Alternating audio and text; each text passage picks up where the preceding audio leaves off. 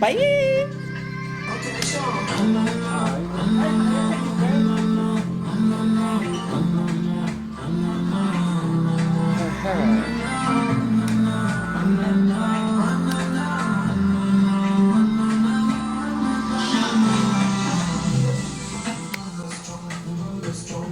Oh, angibambe strong, ngibambe strong, ngibambe strong. Awungibambe strong. Angibambe strong.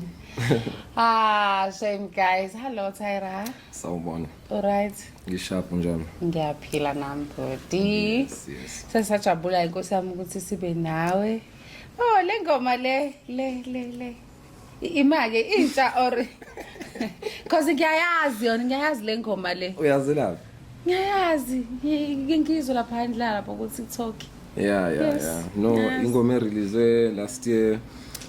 Featuring one of the biggest artists from Tanzania called Chino Kid.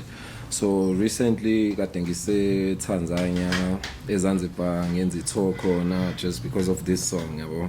Oh, yeah. So yeah, ngidroppe last year October.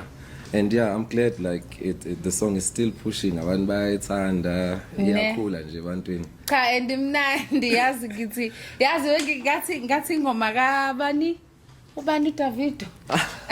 Serious ngathi ingoma kaDavido yani. I think ngoba njengobusho ukuthi wa featuring umuntu wale Wangaphandle, yes. Yeah. Oh, okay. So ke Tyra ake usitshele nje la kwi hangout ukuthi uTyra ubani uqhamukapi nje yini ayenzayo nani yonke lento sichazele nje siyathanda ukwazi. Okay, Tyra Kid ubayanda wakamzimela isibongo ngazalelwa endaweni ekuthiwa iseNkwali. Okay. Ise KZN Durban South Coast. So I was born and raised there, ngakhulela khona. So nje ngathini italente into yasekhaya kahle because most of abantu abasekhaya ba talented yabo bayadansa abanye bayacula. You know abanye bayadweba, so nami discover italente lami ngisasemncane nje, so ngathi hayi ngizoqala ngidanse. Then from ukudansa ngaqala ukucula around 2008. Ngisamncane kakhulu yabo, but ngalokho ngikhula ke nakho ukucula. Manje I'm an international artist, I'm a producer, like I'm a graphic designer.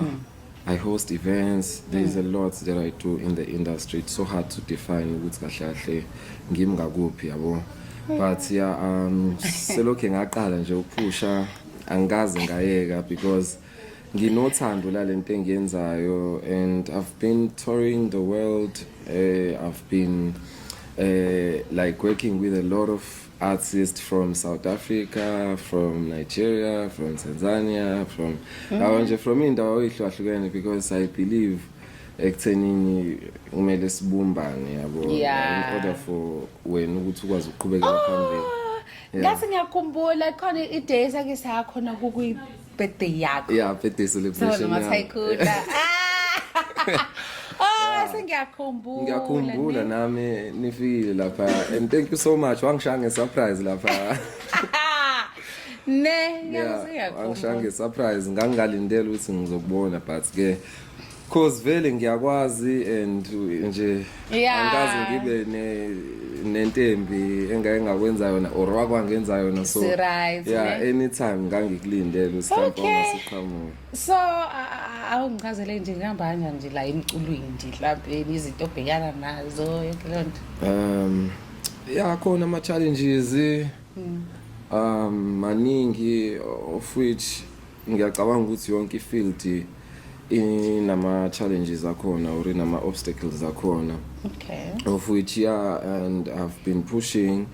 Ngingasho ukuthi mina as an artist oqhamuka eThekwini or eDurban, uthando ngilithola kakhulu from other countries, you know, because angakokwaziwa kahle la ngasekhaya or South Africa, but ngaphandle ngiyaziwa. Yes, ngiyathola ama bookings go UK, the likes of like France or Leicester, Manchester ngiyathola ama bookings ngaphandle kanti wenza Tanzania. ngani na Tyra Banks why you book her endaweni Angazi bese as like ngisho ukuthi uthando engilitholayo kakhulu ngilithola ngaphandle angilitholi ngasekhaya yabo so but manje sengiyaqala ukuthi ngibe recognized kancane ngasekhaya and yeah kuyakhula nje kancane even though like ama bookings umuntu engawatholi ngakubo even mhlawumbe let's say you wanna work with mhlawumbe umuntu